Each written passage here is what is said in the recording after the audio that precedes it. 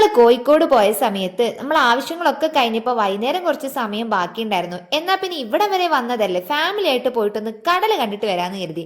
നമ്മളെ വയനാട്ടിൽ പച്ചപ്പിനും മരങ്ങൾക്കും മലകൾക്കും ഒന്നിനൊരു കുറവില്ലെങ്കിലും കടലിന് നല്ല ക്ഷാമാണ്. അത് ആണെങ്കിൽ താഴ്നാട്ടിൽ തന്നെ ഇറങ്ങി വരും. ശരിക്കും പറഞ്ഞാൽ എന്റെ ചെറിയ അനിയനും അനിയത്തിക്കും ഇതൊരു ഫസ്റ്റ് എക്സ്പീരിയൻസ് ആണ്. അവരിതുവരെ കടൽ കണ്ടിട്ടില്ല. ഞാൻ പിന്നെ കോളേജിൽ നിന്നൊക്കെ ടൂർ പോയിട്ട് കുറെ കണ്ടിട്ടുണ്ട്. പിന്നെ 10 കൊല്ലം മുമ്പ് ഞങ്ങൾ കണ്ണൂരിൽ താമസിച്ചത്.